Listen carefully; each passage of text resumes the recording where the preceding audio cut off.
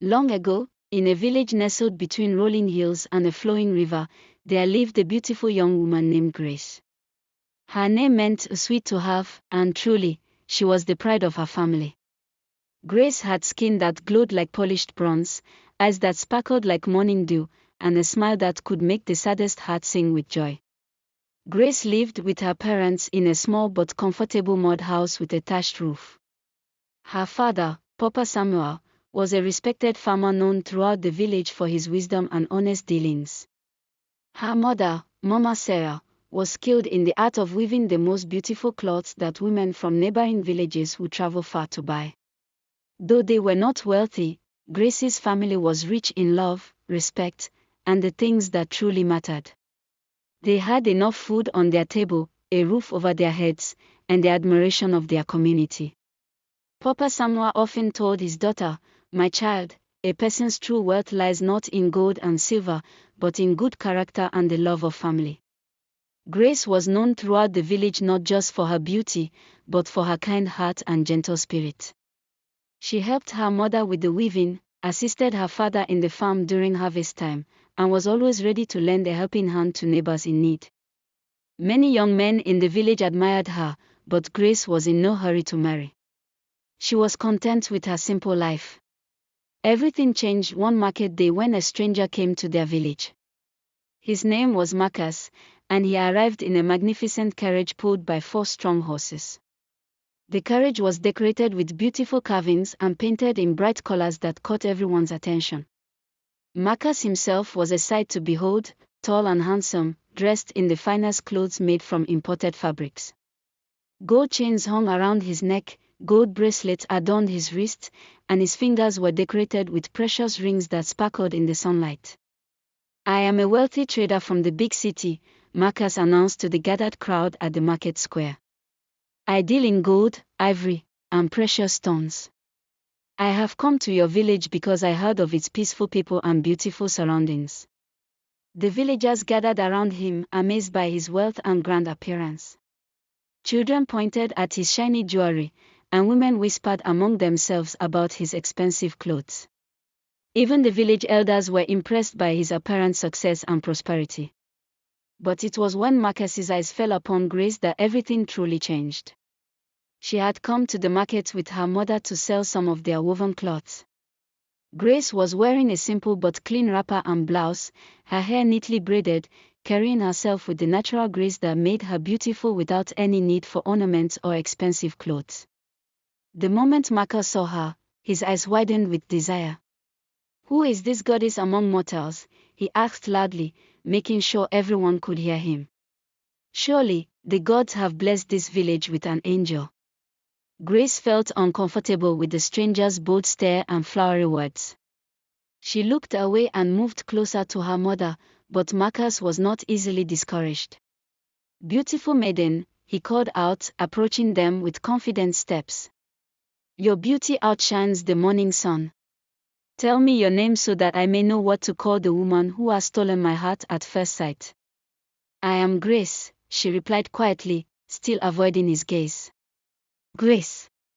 Sweet to have indeed," Marcus exclaimed, his voice carrying across the marketplace. "And sweet you shall be, as my wife. I, Marcus, the wealthy trader, ask for your hand in marriage." A gasp went up from the crowd. It was unheard of for a stranger to propose marriage so quickly, especially to someone he had just met. But what shocked everyone even more were the gifts that Marcus immediately began pulling from his carriage. "For you, my beautiful Grace," he said, presenting her with a golden necklace embedded with precious stones. "And this," he added, bringing out beautiful fabric that shimmered like water in the sunlight. "And this," he continued, showing her golden bracelets and earrings. The crowd gasped at the display of wealth. Never had they seen such expensive gifts offered to anyone in their village. Some of the women began to whisper excitedly among themselves. "Look at those jewels. That fabric must cost more than what we earn in a year. What a lucky girl Grace is. To marry such a wealthy man, she will never want for anything." But Mama Sarah was not impressed. She stepped protectively in front of her daughter and said firmly, "Thank you for your generous offer, sir, but my daughter is not for sale. Marriage is a serious matter that requires time, consideration, and the blessing of family." Marcus's smile never wavered, but something flickered in his eyes, something that Mama Sarah noticed but couldn't quite place.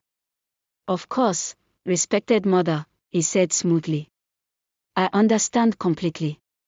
I am a patient man. I will court your daughter properly and win the approval of your family." That evening, the family sat around their small fire to discuss the day's events. Papa Samuel stroked his grey beard thoughtfully before speaking. "My daughter," he began, "this man Marcus troubles me. There is something about him that doesn't sit well in my heart." "What do you mean, father?" Grace asked, though she had felt the same unease. "A man who proposes marriage to a stranger within hours of meeting her, what does this tell us about his character? And why is he so eager? Why does he not follow the proper customs of getting to know the family first?" Mama Sarah nodded in agreement. "I watched him carefully today. When you looked away from him, I saw anger flash in his eyes. And when I spoke to him, there was something cold behind his smile. My spirit is troubled, daughter." But Grace found herself thinking about the beautiful gifts and the grand carriage. She imagined what life would be like married to such a wealthy man. She would never have to work in the field under the hot sun. She would have servants to do her bidding. She would wear the finest clothes and eat the best foods. She would be the envy of all the other women. "Perhaps you're being too careful," she said to her parents. "He seems kind enough, and he certainly has the means to provide well for a wife." Her parents exchanged worried glances. They knew their daughter was a good girl, but they could see that the display of wealth had turned her head. Over the following weeks, Marcus courted Grace with persistence and extravagance. Every day brought new gifts, expensive jewelry, beautiful clothes, exotic foods, and rare perfumes. He spoke to her in sweet words that sounded like honey. "My precious Grace," he would say, "you are more beautiful than all the flowers in the field. Marry me, and I will make you a queen among women. You will have everything your heart desires, a big house, servants, fine clothes, and jewelry that will make other women weep with envy." Slowly, Grace began to be swayed by his words and gifts. The simple life she had once been content with now seemed plain and boring compared to the luxury Marcus offered.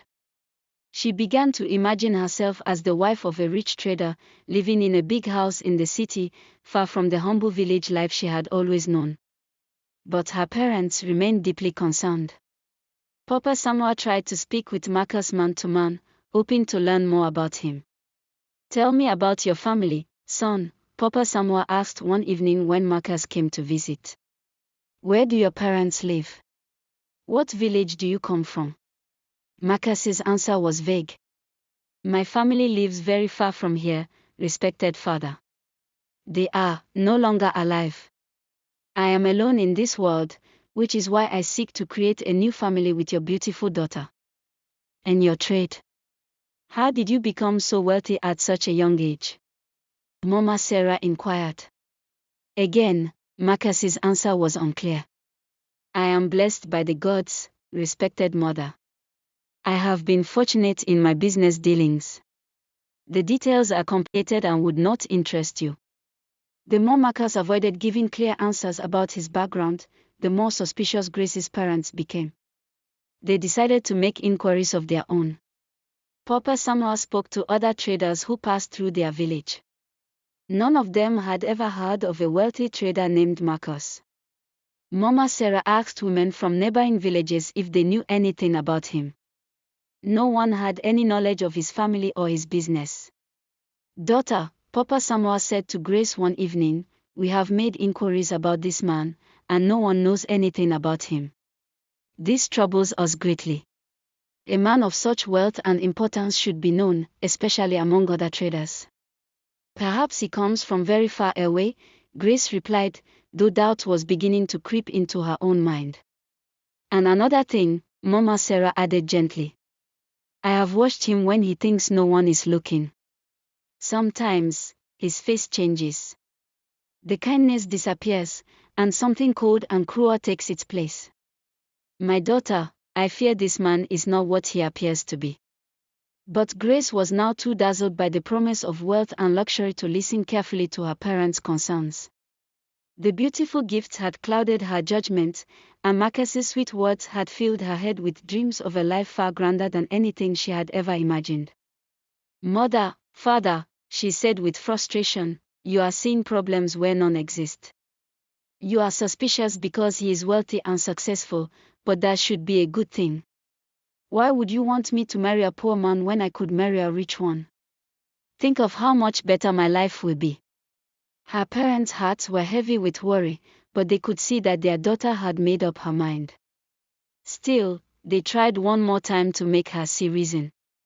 Wealth without good character is like a beautiful pot with poison inside, Papa Samoa warned.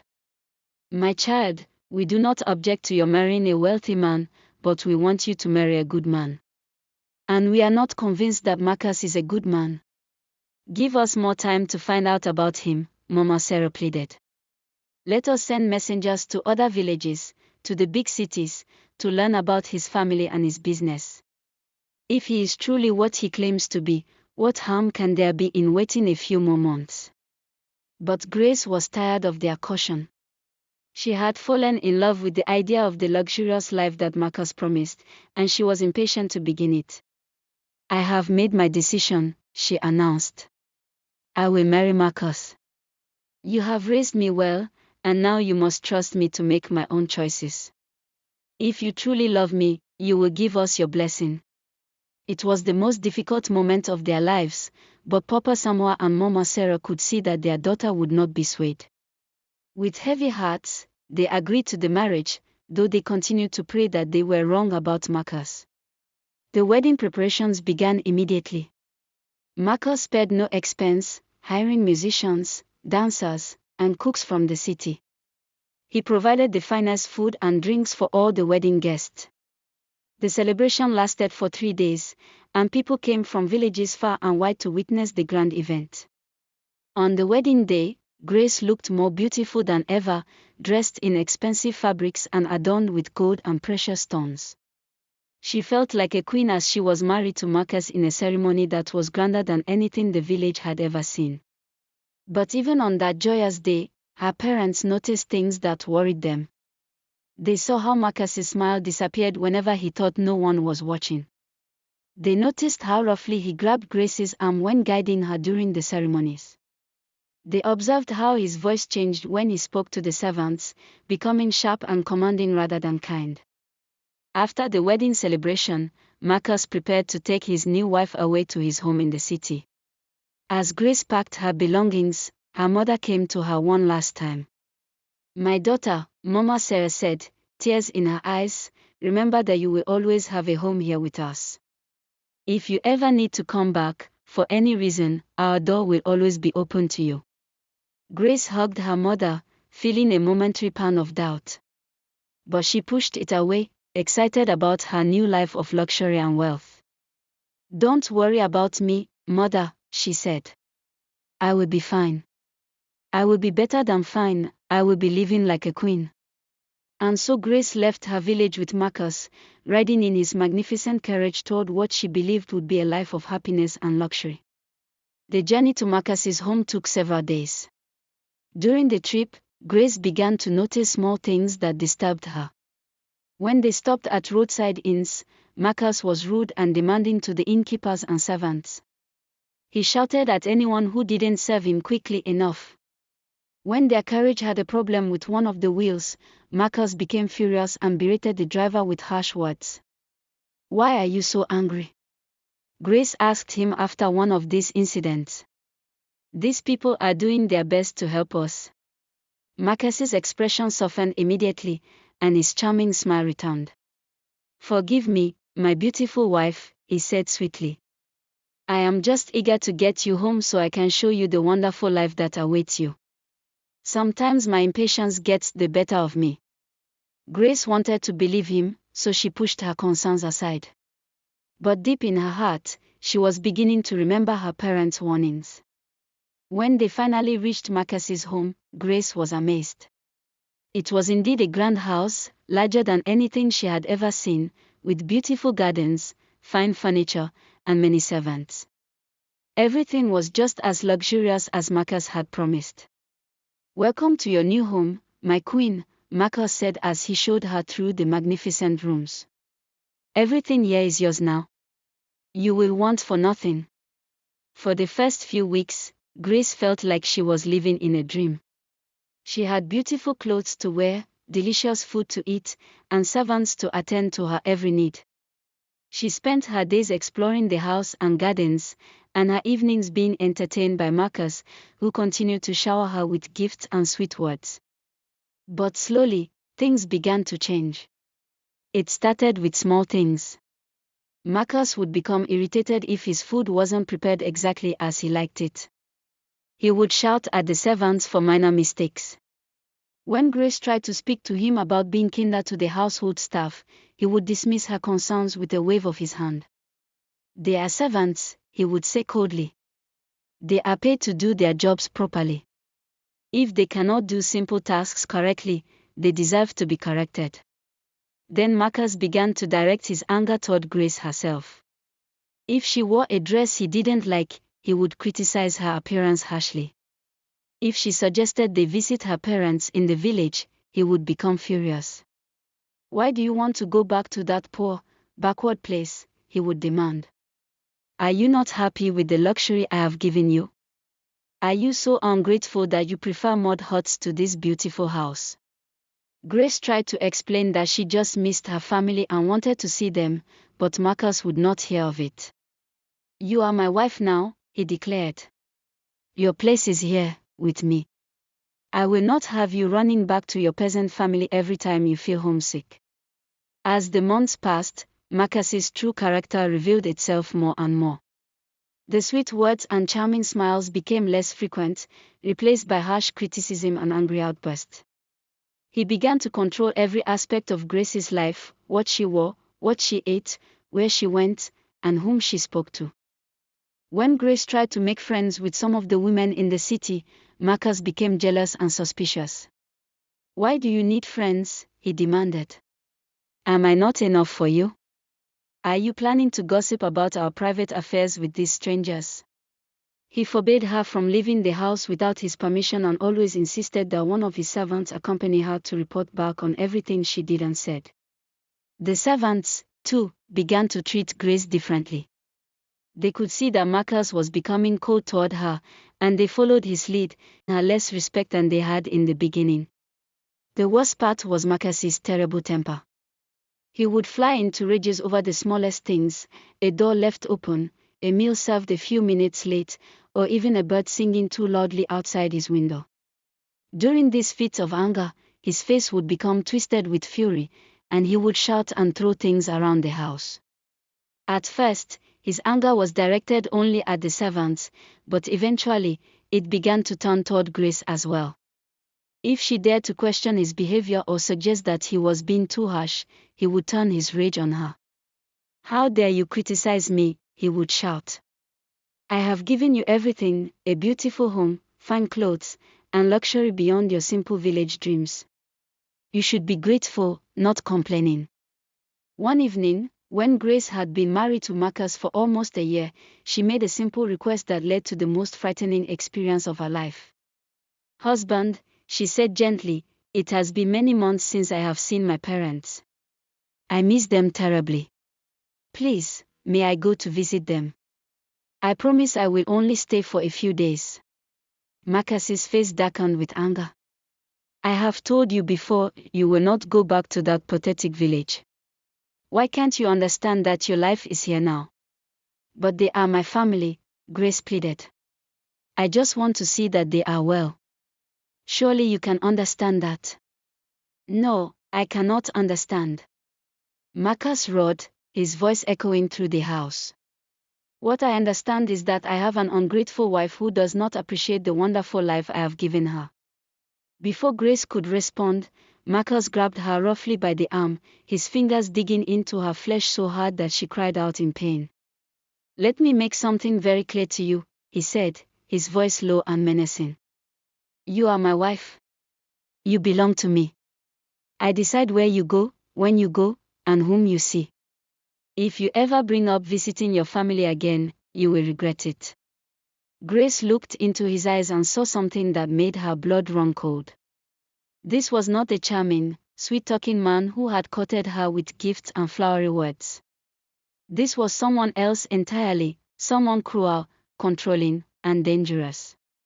That night, alone in the beautiful bedroom that now felt like a prison, Grace finally understood what her parents had tried to warn her about. They had seen through Marcus's facade of wealth and charm to the cruel person underneath.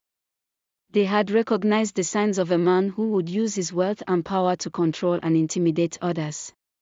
But she had been blinded by the glitter of gold and the promise of luxury. She had chosen material wealth over the wisdom of her loving parents, and now she was trapped in a marriage with a man who saw her not as a partner to love and respect, but as a possession to control and dominate. As she lay in her expensive bed, surrounded by all the luxury she had once dreamed of, Grace finally realized that her parents had been right all along. True wealth was not in gold and fine clothes, it was in love, respect, kindness, and the freedom to be oneself. All the material riches in the world could not make up for being trapped with a person who did not truly love or respect her. She thought about her simple but happy life in the village, helping her mother with the weaving, walking alongside her father in the fields, sharing meals and stories around their small fire. She had been truly rich then, surrounded by people who loved her and valued her for who she was, not for her beauty or as a possession to be owned. Now she understood why her parents had been so concerned about Marcus's refusal to answer questions about his background. A truly good and honest person would have been proud to speak about his family and his work. Marcus's evasiveness should have been a warning sign that he was hiding something about his true character. She also realized that her parents' suggestion to wait and learn more about Marcus had been wise counsel, not the overcautious worry she had thought it was at the time. If she had listened to them, she might have discovered Marcus's true nature before it was too late. Over the following weeks and months, life with Marcus became increasingly difficult. His temper grew worse, and his control over Grace became more complete. He monitored everything she did, read her personal letters, and even listened to her conversations with the servants. When Grace became sad and withdrawn, Marcus would become angry with her for not being cheerful and grateful. When she tried to be cheerful, he would accuse her of being fake and hiding something from him.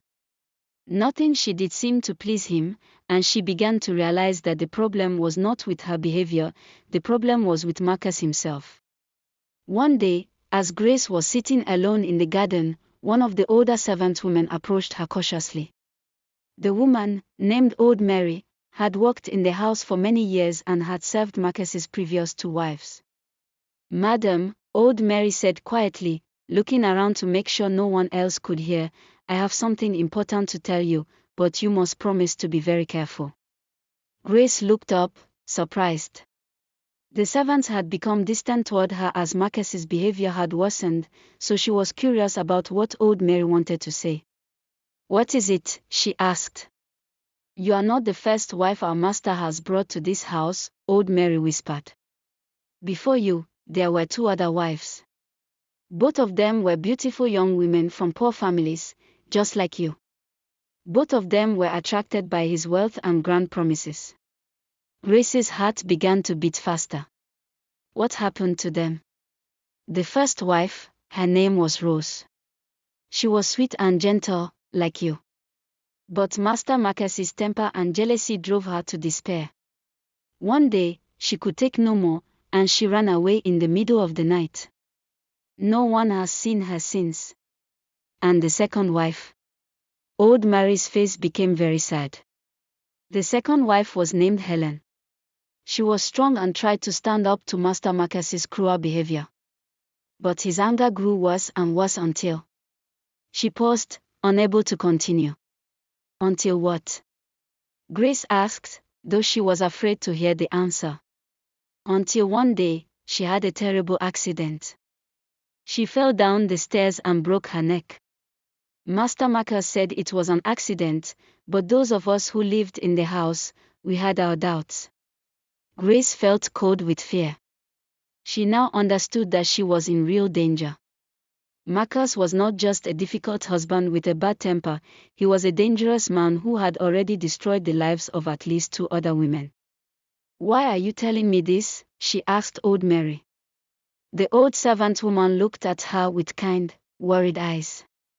"Because you seem like a good person, and I do not want to see you end up like the others. If you have family who love you, if you have somewhere safe to go, then you should consider leaving before it is too late." That night, Grace lay awake thinking about everything old Mary had told her. She realized that she had to find a way to escape from Marcus before his cruelty destroyed her spirit completely, or worse. She began to make a plan.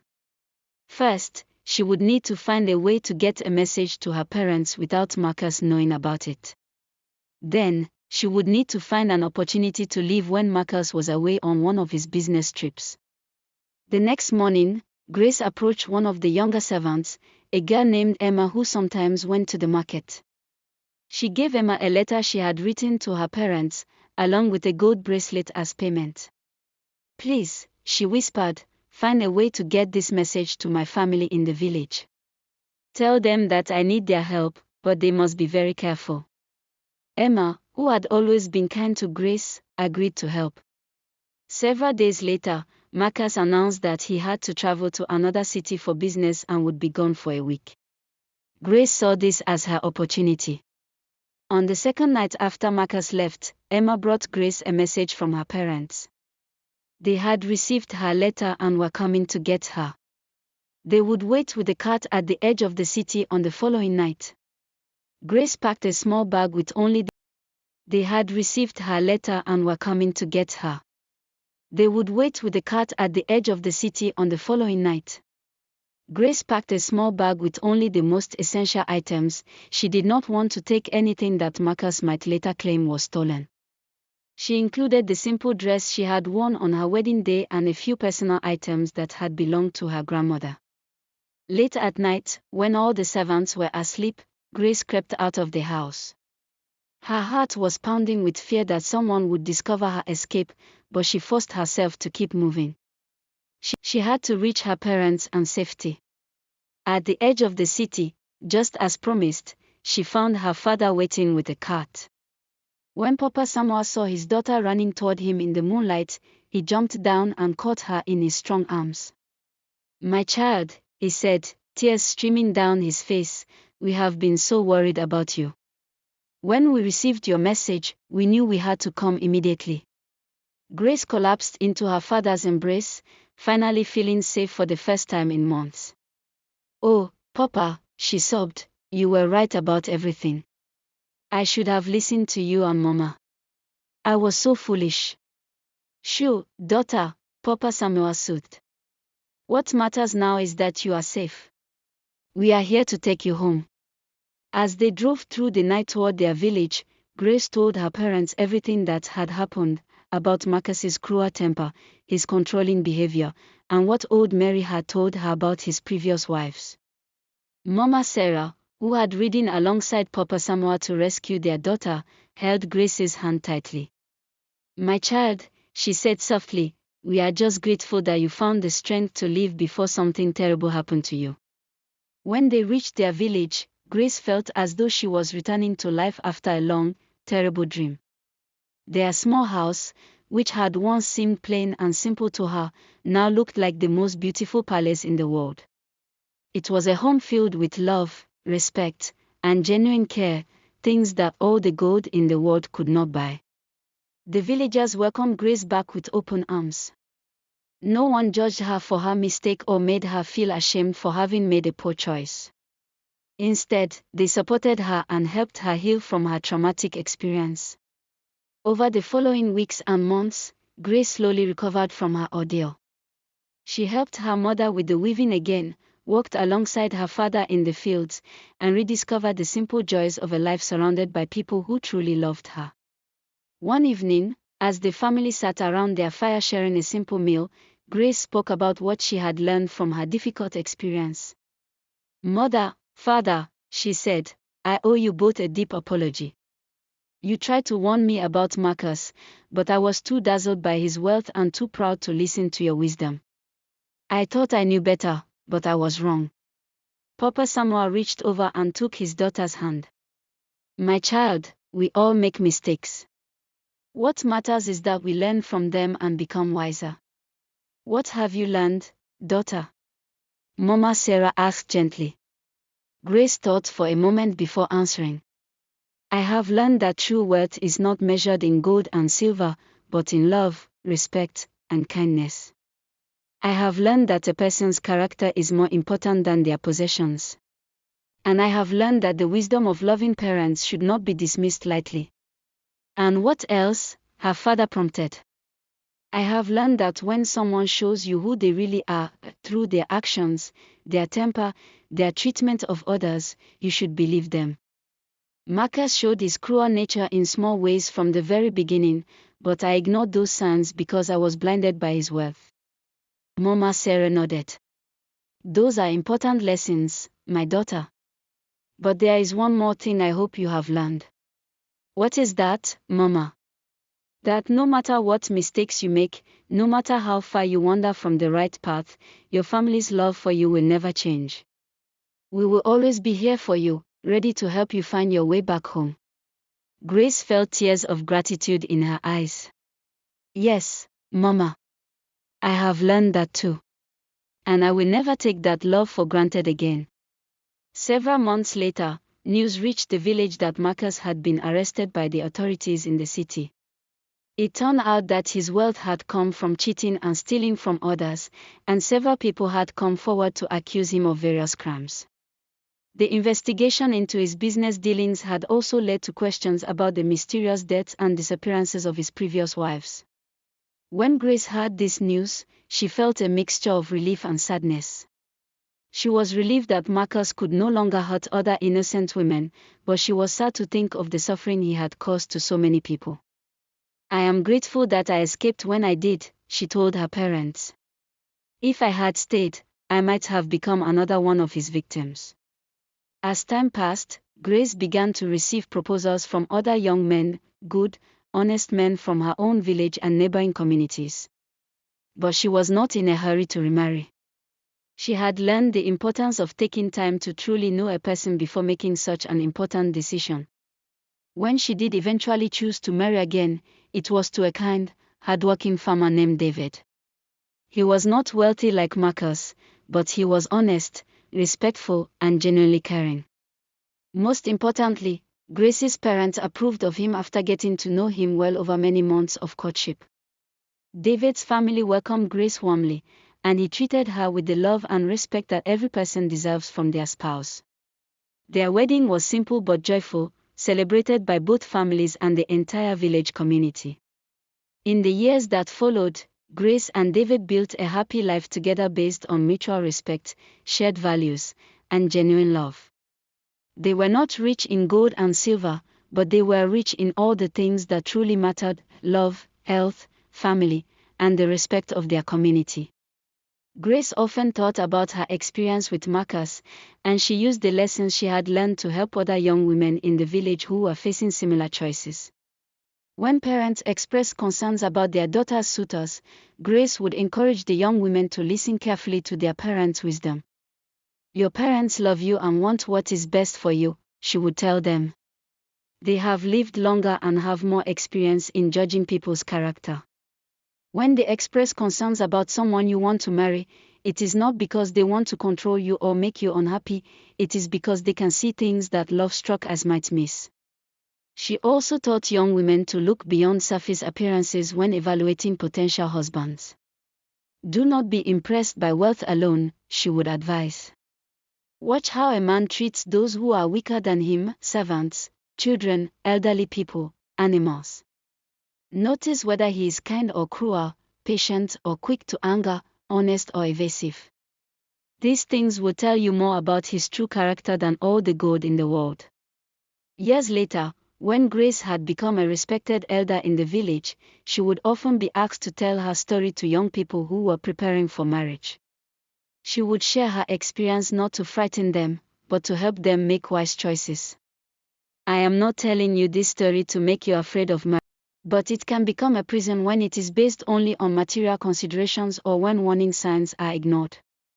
The most important thing, she would conclude, is to remember that true happiness comes from being loved and valued for who you are, not for what you can provide or how you can make someone else look good. Choose a partner who sees your worth beyond your beauty or your possessions, someone who will love and respect you even when you are old and gray, even when you are sick, even when you make mistakes. Grace's story became a cautionary tale that was passed down through generations in the village. It reminded young people of the importance of listening to the wisdom of their elders, looking beyond surface appearances, and choosing life partners based on character rather than wealth. The story also served as a reminder that even when we make mistakes, even serious ones, it is never too late to change course and seek help from those who love us.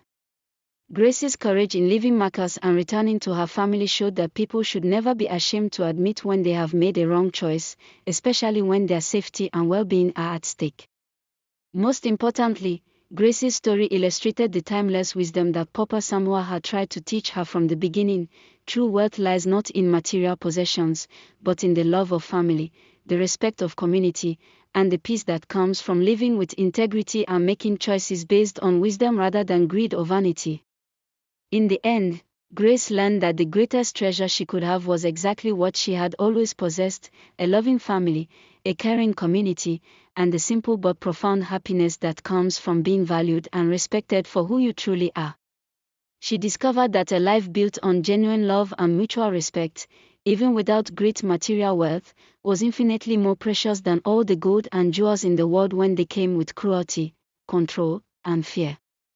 Her journey taught her that wisdom often comes disguised as disappointment, that the most valuable gift cannot be bought with money, and that the voice of love, even when it says things we don't want to hear, is always worth listening to. Through her painful experience, Grace became not only wiser but also a source of wisdom for others, proving that even our greatest mistakes can become our most important teachers.